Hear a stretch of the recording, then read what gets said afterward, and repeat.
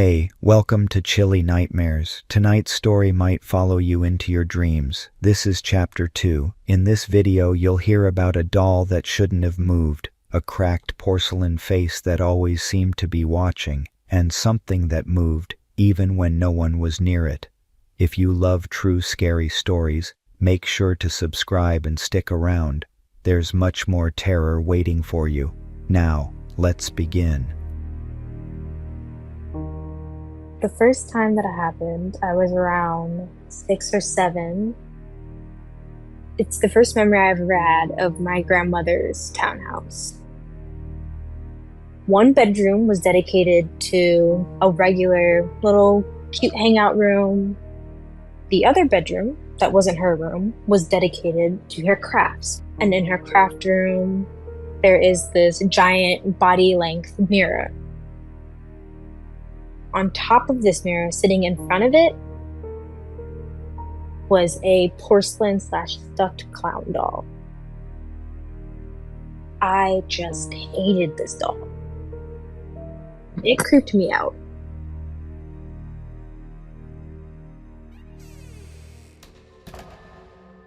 I literally closed the door and I was like, I don't want to see it. I want nothing to do with it. Later that night, I woke up to go to the bathroom. I never have slept through the night. I don't know why. I'm still that way till this day.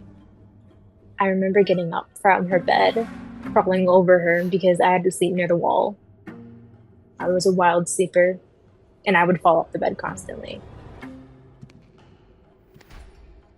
I'm walking down the hallway. It's dark. I'm a little bit scared, but it's my grandma's house. Nothing bad's gonna happen to me. The craft door room is open. Sometimes she goes in there. She might have just left the door open. I remember the window being open. It was nighttime because I remember the moon shining. It wasn't breezy. There was no wind. The curtains definitely would have been moving. I could stand across the room and puff air into the room and the curtains would move. They were very light, sheer curtains. The curtains weren't moving and the mirror sits in front of the window. You can see about half of the window. The clown doll starts swaying side to side. Now, if we're talking logically, if it's in front of the window, it should be swaying front to back if there's wind. And it's not a light doll, but it's not particularly heavy either. So even if there was wind blowing into the room, there is no logical way for the doll to be moving because the mirror is blocking any wind that should be coming into the room. And the wind definitely wouldn't have been strong enough to move this doll, and it's swaying side to side. I get so freaked out, I am standing there in shock. So I close the craft room door. I go to the bathroom, wash my hands, and I run back into the bed. I tell my grandma about it the next day. She's like, okay, seems like you had a nightmare. Let's pray about it. My grandma was raised Catholic, later converted to Baptist Christian. She's like, okay, we're going to say a prayer. You're going to feel better. I did tell my mom when I got back with her that I didn't like the feeling the dog gave me. I didn't tell her specifically the story until I was much older. I have told a couple people since then, now that I'm way older and recanting these stories. But my family is the only people that know that I don't like clowns. It's not a fear. I just don't like them.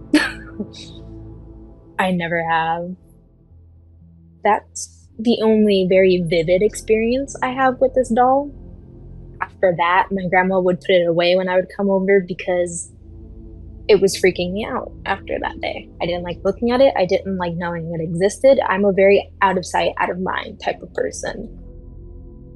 The interesting thing about my grandma's house, though, is you would experience gusts of wind, or like you would hear whispers or see flashes of things moving throughout the house, except for in her room, which is where she kept everything religious. It's not that she didn't have crosses throughout the house here and there, but all of her holy oil was in her jewelry box, all of her holy Bibles was in her room, specifically a big blue one, because that is her grandfather's holy Bible and it's been passed down. My mom now owns possession of it. That's the only room I've never experienced anything in. My cousin has experienced things in my grandmother's house. She hasn't gone into detail. I have had another cousin that has claimed to see shadow figures throughout the house and throughout the hallways, but nobody's ever had stories about my grandma's room specifically. And I think that's because she is a very vivid, very loyal, devout Christian.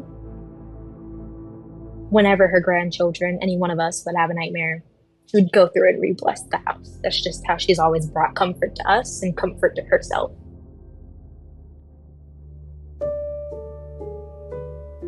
When I was about 10, she moved out of that townhouse and into an apartment, but she lived in the basement. So it was probably a house that was converted into apartments. I would experience very vivid nightmares. I don't remember them in detail because I was quite young, but it was to the point where they would wake me up and I would not go back to sleep. Or if I did go back to sleep, I would jump right back into those nightmares. I would have them repeatedly throughout the night. That basement level apartment was probably the most negative feeling space that my grandma has ever lived in. She no longer lives there.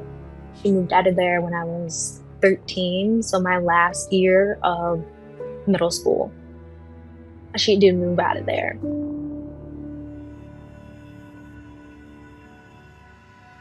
The second really scary experience that I remember was when she was moving from that original townhouse in the first story to the second one where she was living in an apartment in the basement. She had gifted that clown doll to my eldest brother. I don't know why he liked it. I don't know why he wanted it. Maybe it was because I was scared of it and he wanted to irritate me like all brothers do. He claimed it was because he liked the doll. But I remember coming home from school one day and it is sitting in my brother's room, hanging in front of his mirror. I was like, why do you have this? Number one, this is grandma's. Number two, this thing is creepy. I don't want it in the house. And my brother was like, there's nothing wrong with it. Like, you're overreacting. Grandma gave it to me, so I get to decide where it goes. I just remember complaining nonstop about it. I was like, I don't want it in the house. I hate it. It creeps me out. I can't believe it doesn't creep the rest of you guys out. I mean, look at it. And then I come home one day, it's gone. My brother's complaining that it's gone. He doesn't know where it is. He thinks I touched it, so we're fighting about it. I'm like, I didn't touch your creepy clown doll. I would never in a million years touch that thing. It's not my fault, it's gone. It was ugly. Good riddance. Till this day, I'm not sure if my mom did actually throw it out or it did disappear. After this clown doll had came into our house, I started experiencing it more vividly. So the way our house was set up, it was also a townhouse, but it was slightly bigger than my grandma. The kitchen had the stairs in the corner of the kitchen. It was across the room from the sink. There was a closet there.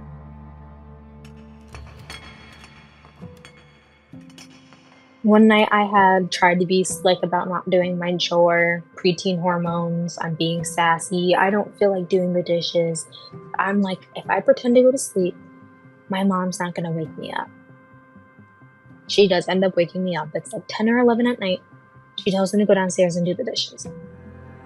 I'm huffing and puffing going down the stairs. Again, the usual preteen girl attitude. Of course, I start the dishwater, waiting for the water to rise. In the kitchen, there is a closet. It's a big one, but it's used to store the boiler and the heater. And you do have some space to fit like brooms and mops. The closet was usually closed but cracked open a little bit so that we could slide our hand in to grab the broom and the mop. She was very specific about not opening it any wider. Don't go in the closet. Just reach in, grab what you have to get, and take your hand back out.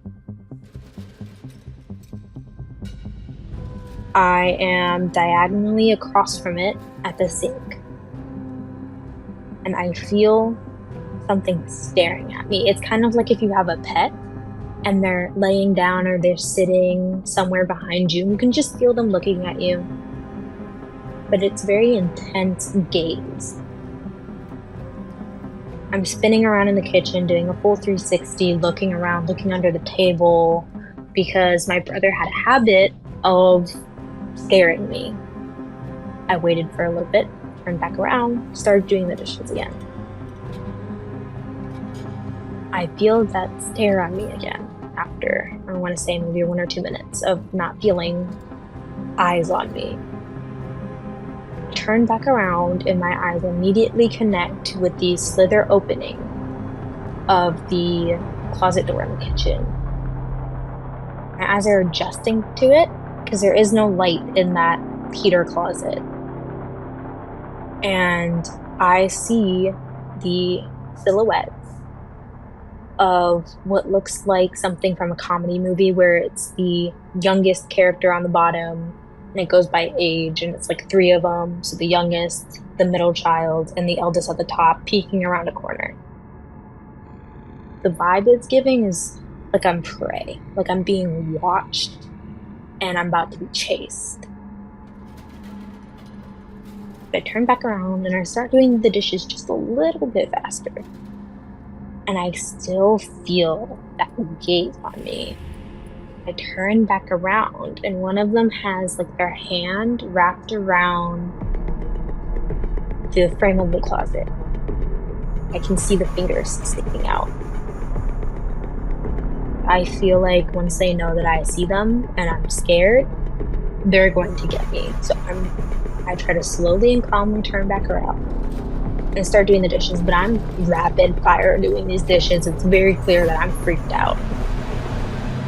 I drain out the sink and I book it back up the stairs. I wake up my mom. She's like, "Why are you running in the house?" I'm like, "It's nothing. I finished the dishes. I'm going to bed."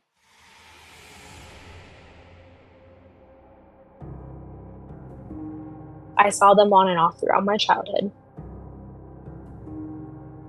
They've always liked to mess with me. It wasn't every time or every night I was in the kitchen, but if it was late enough and everybody else was doing their own thing or asleep, one of them or all 3 of them would appear. I never got any distinct details. It's just like a silhouette of a person.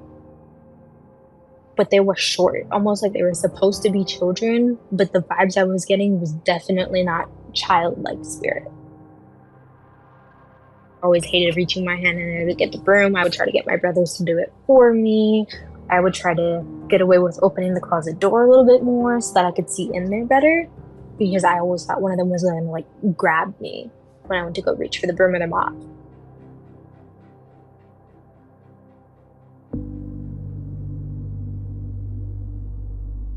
I was 14 and I had decided I wanted to completely move around my side of the bedroom.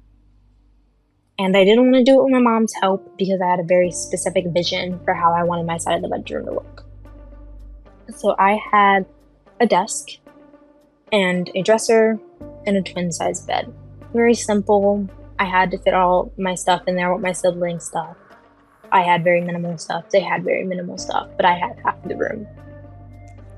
There was a row of windows across the doorway, and then it was supposed to be a regular closet with a sliding door, but we took down the sliding door after I was like 5. My bed was in the middle of the closet, and on the side with the windows was my desk, and it had a vanity mirror on it that could detach from the desk and reattach. And on the other side was my dresser. I had this big, huge, wooden heavy mirror. So, unfortunately, because I was not paying attention and had no idea these existed at the time, I had accidentally created a vortex in my room, which is two mirrors facing each other that creates an infinite reflection of mirrors. I had put my bed in the middle of a vortex. So, a vortex is kind of like a door for spirits and entities. There's no specifics to it. You can't just create the vortex with an intention of letting good spirits into your home. The only way that I know that you can create one is using mirrors, which is you face them towards each other. And because a mirror is a reflection, it's an infinite reflection of mirrors. It just keeps going. There is no end. And I don't know the specifics of why it creates this amount of energy that allows spirits to pass through it. But it's, for some reason, something special that they can use. But yes, I did unintentionally create a vortex in my room and almost sleep in between it. I flipped over the small mirror that could detach from the desk. I took it off the desk and I sat it on the ground next to my bed. I remember eating dinner that night and going to bed. Again, I don't sleep throughout the night. I wake up periodically. I had woken up just to reposition myself. At the foot of my bed to the side of it was a tall shadow figure. Not hunched over my bed, but slightly leaned forward and his head turned looking at me. Almost in like a curious way, like somebody that comes to look at a baby in a cradle type of way. I did not want it to notice that I knew. So I pretended like I didn't see them. I turned over to my right side and I went back to sleep. I woke up for a second time that night and I was going to go to the bathroom. I get up from my bed. I go to my doorway to go to the bathroom that is on my right. He's standing up the top of my stairs in the corner in front of the linen closet, staring at my doorway. I'm looking at him, he's looking at me. At this point, I'm thinking he for sure knows that I know he's there. I turn back around. I'm like, you know what, I don't want to go to the bathroom anymore. I'm just going to go back to sleep, pretend I never saw anything. I climb back into bed. I significantly hide a little bit more under the covers this time. I wake up a third time. It's probably 4, maybe 5 in the morning. I get up and I was like, this has been a weird night. I just want my mom. Actively getting up out of the bed. I go to my doorway to go to my mom's room. He's standing in my mom's doorway. Again, staring at my doorway. I'm looking at him. He's looking at me. It's almost as if he knew.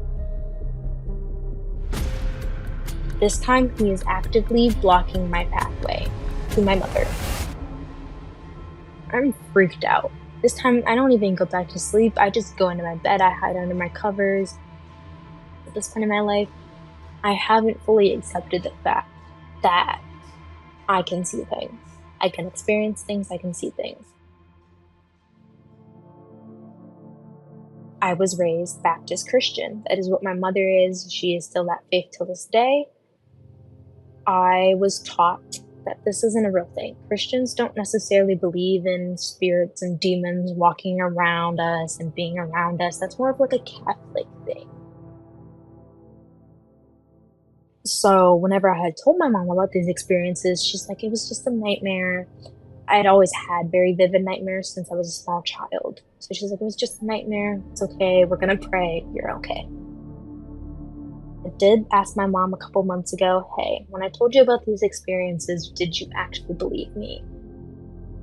And she told me, I don't necessarily believe in spirits, but I believe my daughter. So what she would do was when the kids are away, we would be at school or we'd be at my grandma's. She would do what my grandma would do, which is re-anoint the house. Put crosses of holy oil on the doors, windows, any entranceway throughout the house, and recite Bible verses of God being stronger than demons and the devil, etc. She never told me she did these things because she didn't want to feed into it and make me more scared than I already was. But now that I'm older, she admits that she did take the precaution and did reanoint the home every time I would experience something. And that is the last time that I saw that shadow man. I'm not sure if it's because my mom reanointed the house after I did tell her the following morning, or if he was just passing through the vortex, because that does open another door, essentially, and just happened to be passing.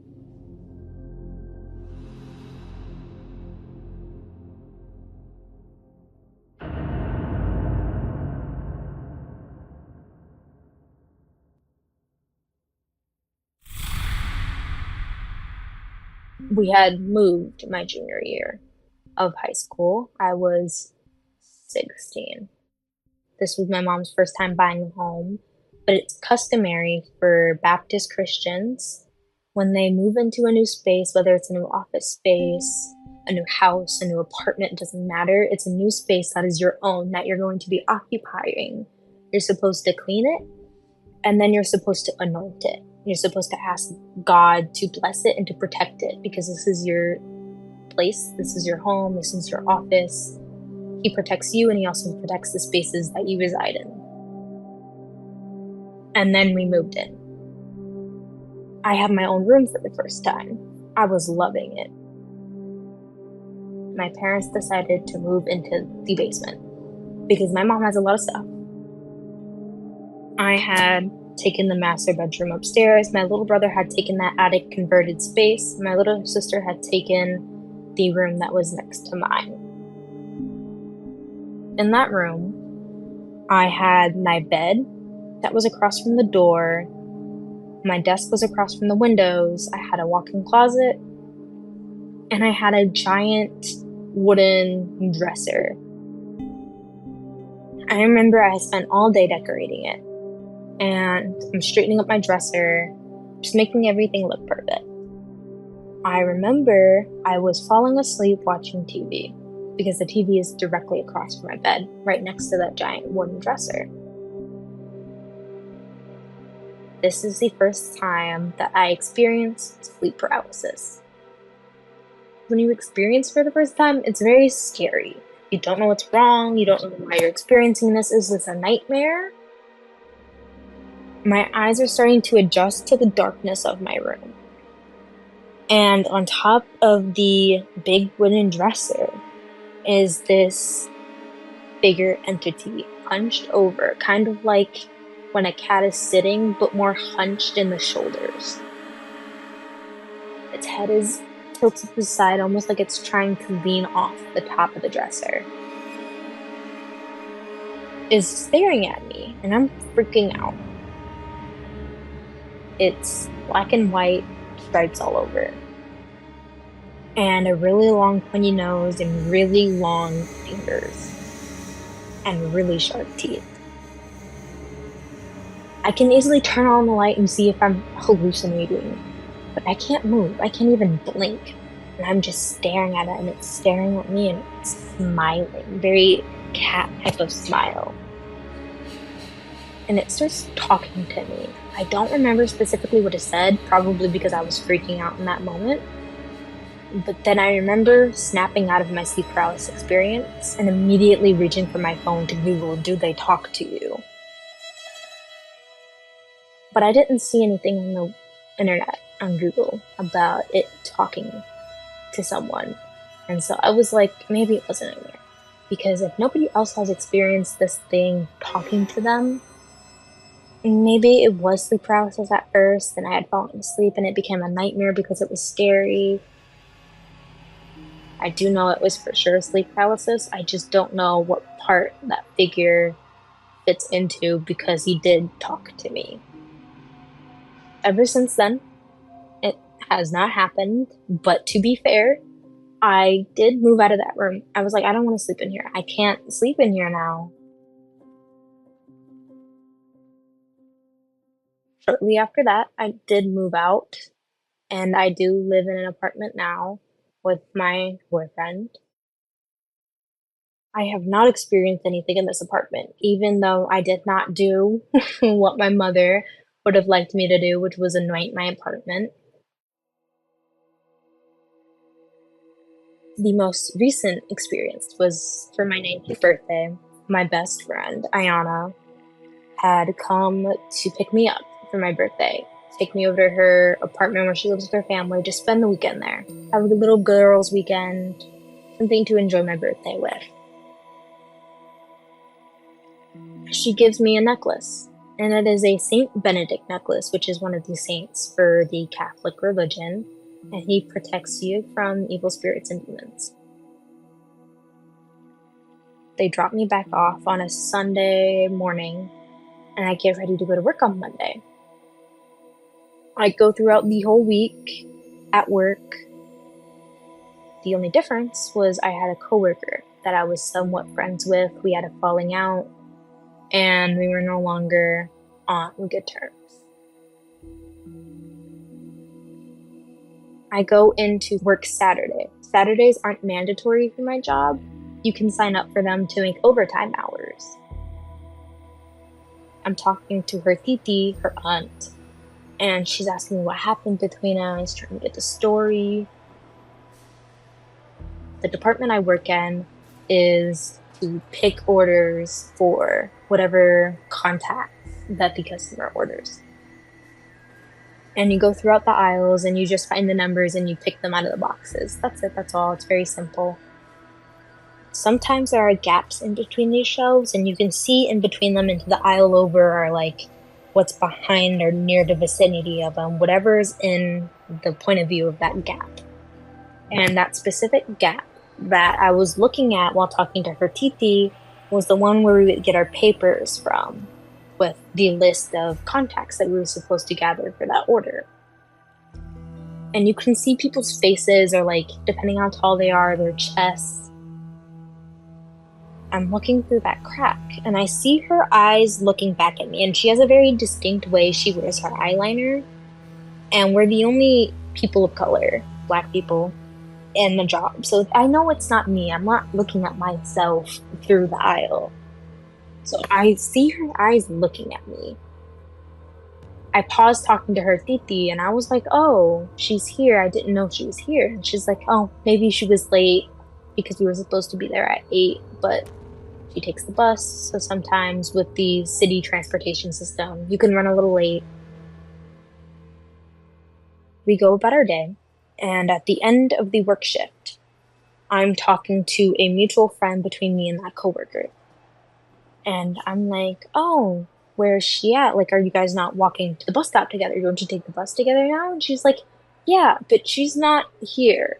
She hasn't been here today. She missed the bus this morning. And I was like, what do you mean she's not here? I thought I saw her this morning. She's not here.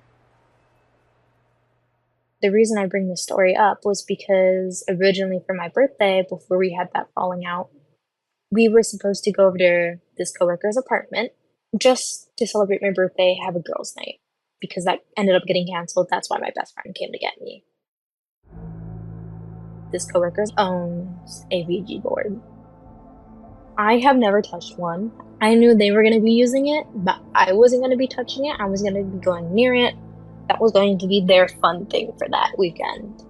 But there are times in my life where I have had people come up with very interesting ideas, like, let's go use a Ouija board, let's go play Bloody Mary in the mirror, and life intervenes for some reason, whether it's my mom calling me and being like, I need you to come home, or my mom calling me and being like, something's not right. Something in my spirit is telling me you're about to do something I raised you to know better than to do. You need to come home.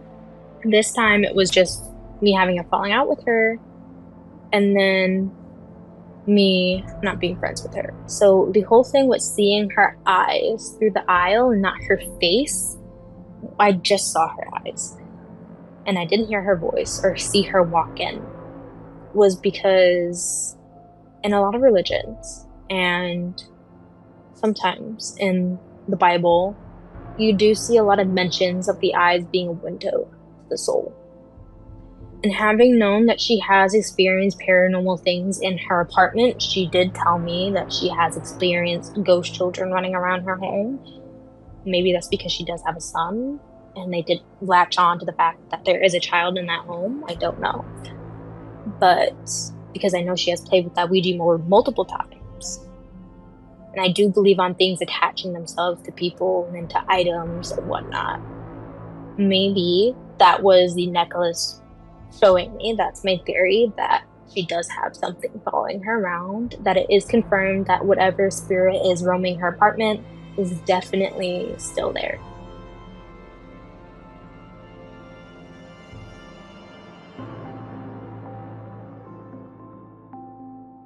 The women in my family are spiritual in a sense when it comes to intuition of knowing things, but not paranormal. And I do wonder if that developed into paranormal for me, because children are more susceptible to the paranormal because we're so naive and we're so open-minded and everything excites us.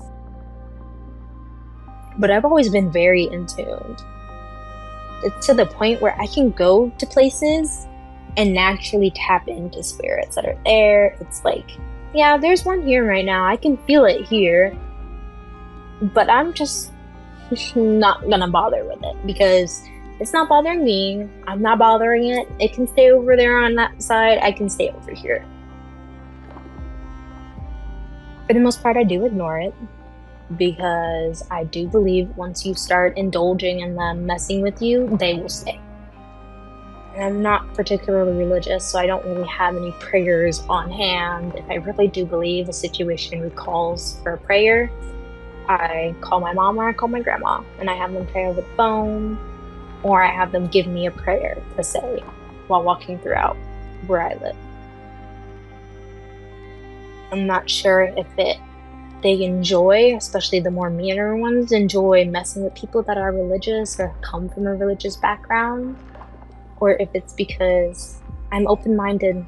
I don't say they don't exist. I don't say, hey, I'm a hardcore believer. There's probably spirits walking around on the sidewalk outside my house right now. But I do believe that there are things that some people can't see and experience, and there are things other people definitely can see and definitely can spirit and experience. And I do believe they pick and choose who to show themselves to. I don't actively seek out the paranormal. I just accept that it's around me and that it will sometimes reach out to me.